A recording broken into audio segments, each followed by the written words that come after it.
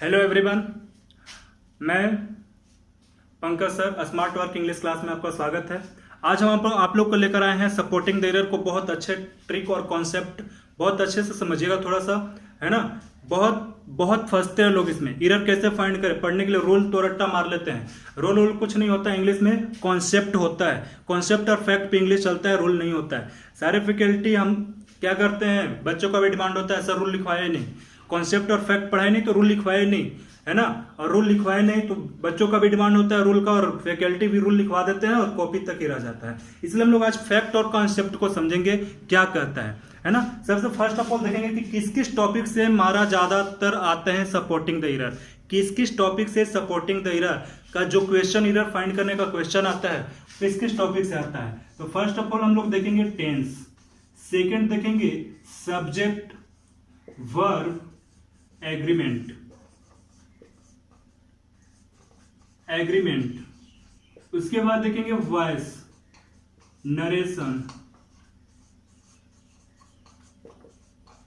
Conjunction, verb, preposition, है ना। इन सारे टॉपिक से हमारा क्वेश्चन जो आता है बहुत ज्यादा आता है। इस सारे टॉपिक से क्वेश्चन एग्जाम में बहुत बार पूछे जाते हैं। लेकिन हम लोग सभी टॉपिक्स को क्या करते हैं, पढ़ लेते हैं, लेकिन एक टॉपिक को छोड़ देते हैं, वो है सब्जेक्ट वर्ब और एग्रीमेंट। सब्जेक्ट वर्ब और एग्रीमेंट कहता क्या है? सब्जेक्ट वर्ब और एग्रीमेंट कहता है अगर सब्जेक्ट सिंगुलर है तो वर्ब सिंगुलर आएगा, सब्जेक्ट प्लूरल है तो वर्ब प्लूरल आएगा। जैसे फॉर एग्जाम्पल में अगर ले लें तो देखेंगे एग्जाम्पल क्या है। Ashu and Nisu are my best friend, are my friends कर देते हैं, है ना। एग्जाम्पल क्या है आपका? एग्जाम्पल है Ashu and Nishu are my friends, Ashu and Nishu are my friends, या Mohan and Suvan are my best friend. ऐसा हम लोग देखते हैं। तो इस एग्जाम्पल को अगर लेकर चलते हैं तो सब जहां कहीं भी दो व्यक्ति, दो वस्तु, दो प्लेस, दो थिंग, कुछ भी आ जाए, अगर बीच में कंजंक्शन एंड आ रहा है तो दो लोग को जोड़ता है, और जब दो लोग को जोड़ता है तो जाहिर सी बात है सब्जेक्ट क्या हो जाता है, सब्जेक्ट हो जाएगा प्लूरल।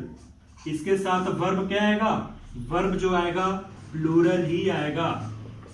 सब्जेक्ट प्लूरल तो वर्ब प्लूरल, सब्जेक्ट सिंगुलर तो वर्ब सिंगुलर, है ना। और एंड जहां भी आ जाए, दो लोग को जोड़ता है तो क्या हो जाता है, प्लूरल, और वर्ब उसके साथ क्या आएगा, प्लूरल। तो गाइस हम लोग देखेंगे क्वेश्चन को, एक और क्वेश्चन को देखेंगे, उसमें समझेंगे। जैसे फॉर एग्जाम्पल में my friend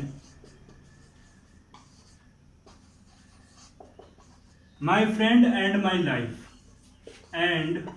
my life is coming this Monday.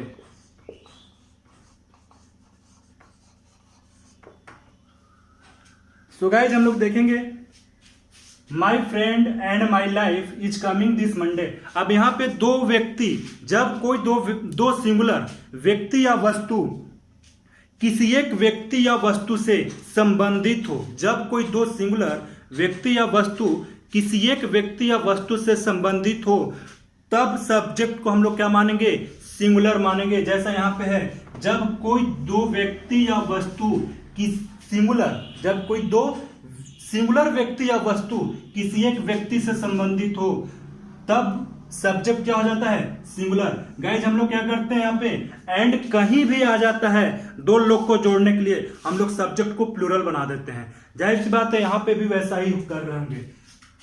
हम लोग क्या करते हैं, सब्जेक्ट को प्लूरल बना देते हैं, लेकिन ऐसा होता नहीं है। सब्जेक्ट प्लूरल नहीं होगा। सब्जेक्ट प्लूरल तब होगा जब दो अलग अलग व्यक्ति और वस्तु और चीज को जोड़ने का काम करता है। यहां पे है my friend and my life, my friend and my life, मेरा दोस्त और मेरी जिंदगी। मेरा दोस्त मेरा जिंदगी है, यानी मेरा दोस्त एक ही पर्सन की बात किया जा रहा है, यहाँ पे 2-3 पर्सन की बात नहीं किया जा रहा है। तो एक ही पर्सन, एंड तो कंजंक्शन का काम कर ही रहा है। कंजंक्शन का काम कौन कर रहा है? एंड। यहां भी दो जोड़ा हुआ है, लेकिन जब कोई दो सिंगुलर व्यक्ति या वस्तु, है ना, जब कोई दो सिंगुलर व्यक्ति या वस्तु किसी एक व्यक्ति या वस्तु से संबंधित हो, तब सब्जेक्ट क्या हो जाएगा? सिंगुलर मानेंगे। यहां पे पूरा का पूरा सब्जेक्ट जो है आपका सिंगुलर है। और इसके साथ तो गाइस हम लोग यहाँ पे वर्ब जो लाए हैं सिंगुलर लाए हैं। एक कॉन्सेप्ट को समझिएगा, कॉन्सेप्ट को लिख देते हैं, है ना, कॉन्सेप्ट को लिख देते हैं नीचे। कॉन्सेप्ट या फैक्ट है, जब कोई दो सिंगुलर व्यक्ति या वस्तु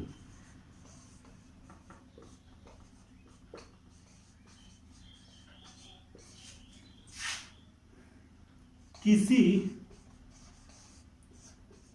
एक व्यक्ति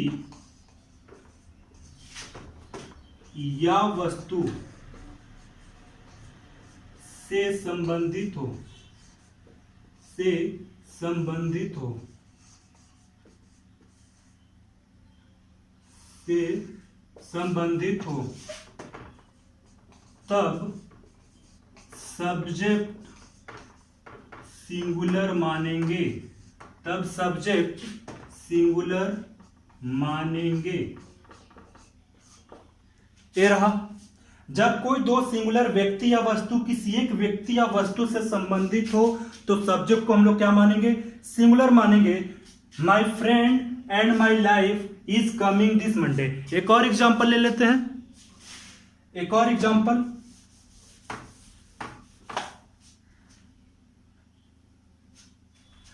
एक और एग्जाम्पल ले लेते हैं यहां पे। Egg and milk, egg and milk example है। Egg and milk is my breakfast, is my breakfast, is my breakfast today. अब यहां पे एग अलग है, मिल्क अलग है, लेकिन आपको जो ब्रेकफास्ट नाश्ते में सुबह में मिला था वो एक ही थाली में मिला था, यानी सब्जेक्ट पूरा का पूरा क्या हो गया? एक ही हो गया, और एक सिंगुलर हो गया। और सिंगुलर के साथ हम लोग क्या लगाए हैं? सिंगुलर वर्ब लगाए हैं। ऐसा होगा जहां भी कंजंक्शन दिख जाता है एंड ना, जब दो कोई व्यक्ति या वस्तु को जोड़ते हुए दिख जाए तो हम लोग क्या करते हैं? सब्जेक्ट को प्लूरल बनाते हैं, लेकिन पूरा सेंटेंस और कॉन्सेप्ट को समझेंगे। Egg and milk is my breakfast, अंडे और दूध मेरा क्या है? ब्रेकफास्ट है। किस कब? आज का ब्रेकफास्ट है। आज का ब्रेकफास्ट यानी एक ही थाली में अलग अलग तो मिला नहीं होगा। ब्रेकफास्ट नाश्ता जो मिलता है अलग अलग तो मिलता नहीं है ना, एक ही थाली में मिलता है। तो एक थाली में दो चीज मिले हैं, यानी पूरा का पूरा समूह जो हुआ सिंगुलर, और सिंगुलर जो हुआ उसके साथ सिंगुलर वर्ब आया और सब्जेक्ट वर्ब एग्रीमेंट। इस तरीके से होते हैं फाइंड। ऐसा नहीं कि जहां भी एंड आ गया अलग अलग जोड़ रहा है सब्जेक्ट हो जाएगा प्लूरल, उस कंडीशन में इज के जगह आप आर जोड़ लगा दो, ये गलत हो जाएगा, आपके लिए इधर रॉन्ग हो जाएंगे, है ना। अब हम लोग देखते हैं नेक्स्ट अब बात करते हैं क्वेश्चन का। फटाफट से समझेंगे क्वेश्चन।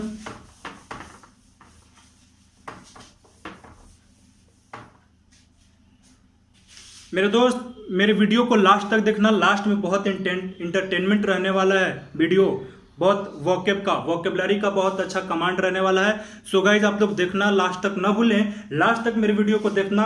और वोकेबलरी का स्मार्ट ट्रिक कैसे आता है वो आप लोग देखेंगे।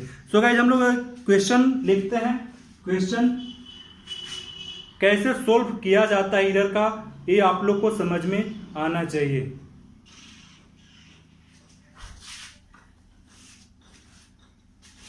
क्वेश्चन है एक,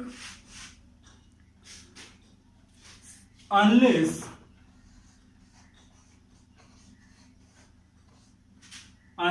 you don't obey your elders, you. Unless you don't obey your elders, you will not succeed. Will not succeed in our life. इधर हो गया नो इधर, ये हो गया ए पार्ट, ये हो गया बी पार्ट और ये हो गया सी पार्ट. अब हम लोग देखेंगे सो गाइस इसमें unless you don't obey your elders you will not succeed in our life. जो लोग पढ़े होंगे बहुत स्मार्ट तरीके से इसको फटाफट से यूं किए होंगे और क्वेश्चन बन गया होगा और बनना भी चाहिए. कॉन्सेप्ट क्या कहता है, पहले कॉन्सेप्ट को समझेंगे. कॉन्सेप्ट क्या कहता है? कॉन्सेप्ट कहता है आपका अनलेस और अनटिल. अनलेस और अनटिल जो है आपके निगेटिव वर्ड हैं. अनलेस और अनटिल जो है निगेटिव वर्ड है, इसके साथ कभी भी नो, नॉट और नेवर का यूज होगा. इसके बाद हमेशा सब्जेक्ट आएगा, फिर वर्ब आएगा, फिर अदर वर्ड आएगा. वर्ब में वो भी V1 या V5 आ सकता है. वर्ब भी आएगा तो वर्ब का फर्स्ट फॉर्म या वर्ब का फिफ्थ फॉर्म आएगा.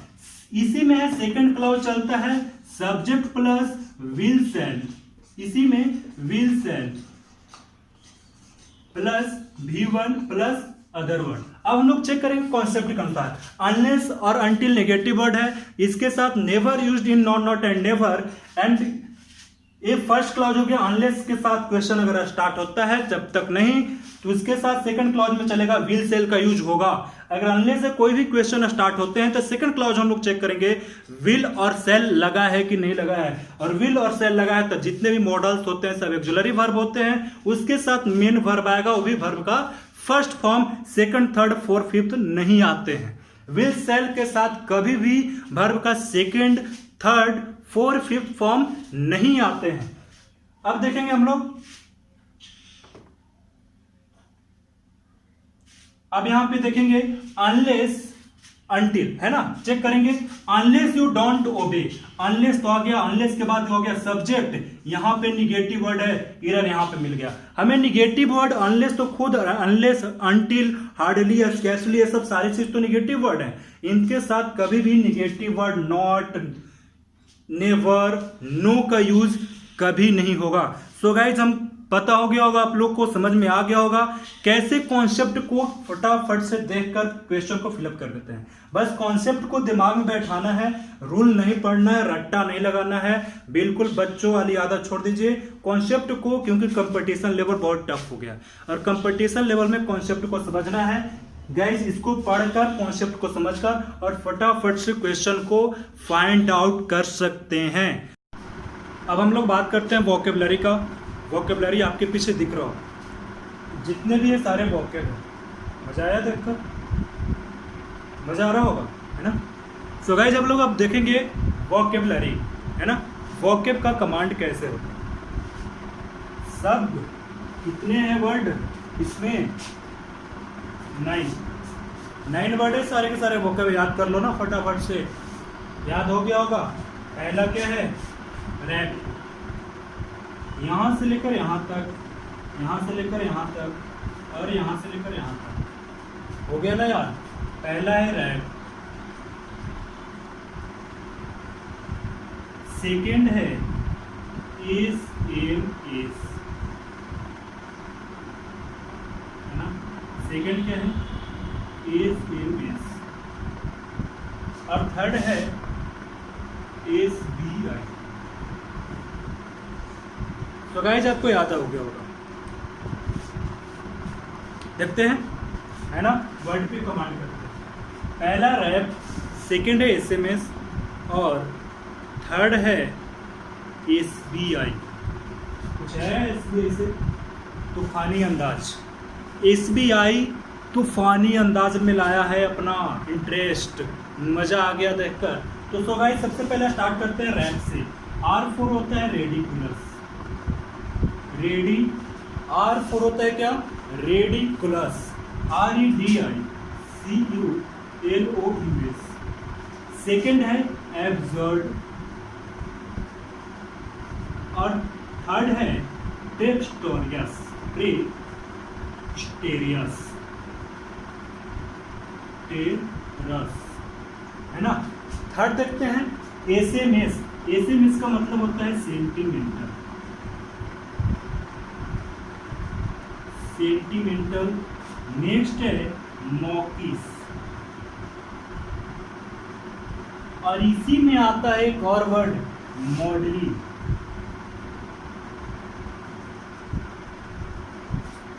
नेक्स्ट है एसएमएस, सेंटीमेंटल, मॉकिस, मॉडलिंग, और एक आता है सुग्रे। नेक्स्ट देखेंगे एसबीआई। एसबीआई का पहला है स्टॉर्मी। नेक्स्ट बी फोर क्या होता है गाइस? बी फोर देखते हैं बायस्ट्रियस।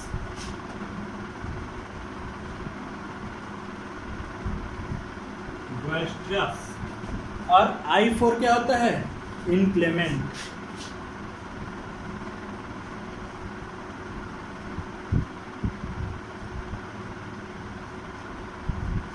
तो गाइस अब आपको याद हो गया होगा, पहला है रैप, दूसरा एसएमएस और थर्ड है एसबीआई। रैप मीन्स रैप कैसा है? रैप कैसा है? बेतुका और भद्दा है। इन सारे की हिंदी रैप आर फोर होता है रेडिकुलस, एब्सर्ड और प्रोपिस्ट्रस। प्रेपोस्ट्रस है, सॉरी प्रेपोस्ट्रस। प्रेपोस्ट्रस मीन्स होता है बेतुका या भद्दा।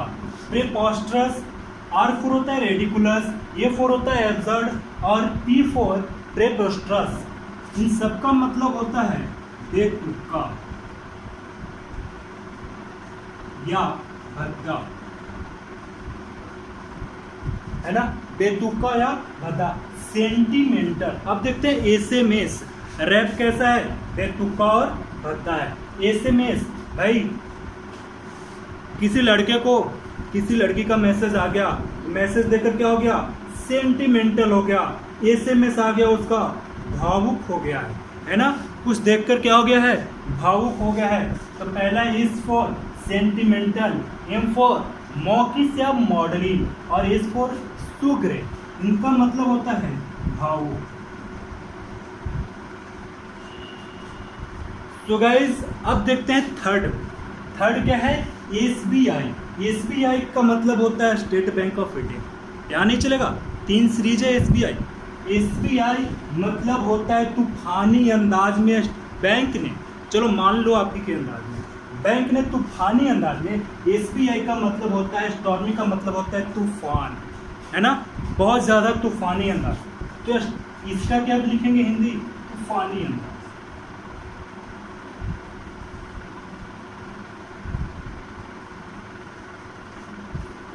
एस फोर होता है स्टॉर्मी, बी फोर होता है बायस्ट्रस और आई फोर होता है इनक्लेमेंट।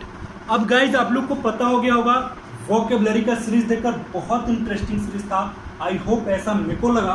अब आपको क्या लगता है कमेंट बॉक्स में कमेंट कर दे, कैसा रहा मेरा आज का क्लास और वोकेबलरी कैसा रहा, एरर फाइंड करने का कॉन्सेप्ट कैसा रहा, आप कमेंट बॉक्स में कमेंट करके ज़रूर बताएं। और सो गाइज मैं कहना चाहता हूँ लास्ट के वीडियो एंडिंग में मेरे चैनल को लाइक करें, सब्सक्राइब करें और शेयर करें।